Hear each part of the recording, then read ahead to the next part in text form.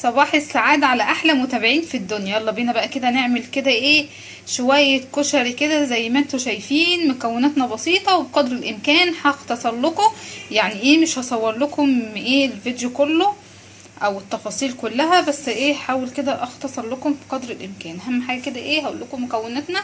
عندنا كده ايه العدس اهو زي ما انتوا شايفين نقناه، وهنا البصل طبعا عشان نحمره، عشان كمان الصلصة في اللي بيعمل الصلصة بتوم، انا بعملها ببصل وبعمل الدقة بتاعته بالثوم.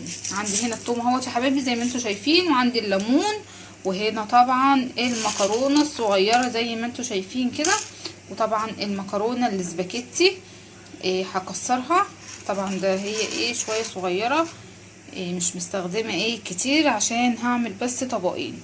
وعندي هنا طبعا الشعرية، وهنا الخل، وهنا كيس طماطم كده مطلعاه من الفريزر. يبقى باقي ايه باقي الرز كان عندي شويه رز ابيض متبقيين، فهحمر شويه الشعريه وهضيف عليهم الرز، وكده نبقى عملنا الرز بشعريه. والطماطم متسبكه عندنا اهيت يا دوب برضو ايه هنصفر لها البصلايه. يبقى هنسلق بس المكرونه ونسلق عفوا العدس ونحمر البصل وهنعمل الدقه وخلاص، وبكده يبقى الكشري بتاعنا ايه خلص. طبعا ايه زي ما قلت لكم هحاول كده ايه اختصر لكم في الفيديو عشان عملته معاكم كتير قبل كده، فقلت اصور لكم بقى ايه بقدر الامكان كده على قد ما اقدر اختصر لكم. طبعا عارفه اللي انا الايام دي والايام اللي فاتت بقالي كتير ما صورتش معاكم. زي ما انتوا شايفين مكوناتنا بسيطه جدا كده حبايبي. كده اهوت يا حبايبي المكرونه هي بتتسلق معايا، وهنا طبعا البصل بحمره، وهنا طبعا الايه الصلصه هي هيبقى فاضل لنا بس الكشري، والدقه ما بتاخدش اي حاجه.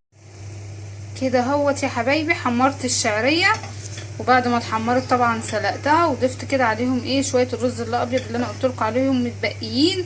هنحطهم كده ايه لحد برضو ما يسخنوا وهيتقلبوا مع بعض، واكننا عملنا الرز بشعريه ولا هيبقى باين ان الرز بايت خالص. هنغطي بقى عليه كده عشان يكمل سوا.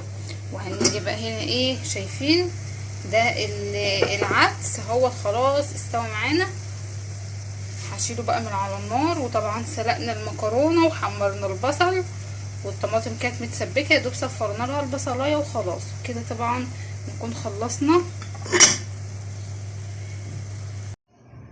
كده اهوت بقى يا حبايبي بعد ما غرفنا كده طبقين الكشري زي ما انتوا شايفين، البصلايه بس ايه خدت مني لون شويه، وادي الدقه بتاعتنا اهي، وعملنا احلى طبقين كشري. بصوا ما خدوش حاجه وما كلفوناش حاجه، طبعا بيبقى اوفر من بره بكتير وانضف كمان.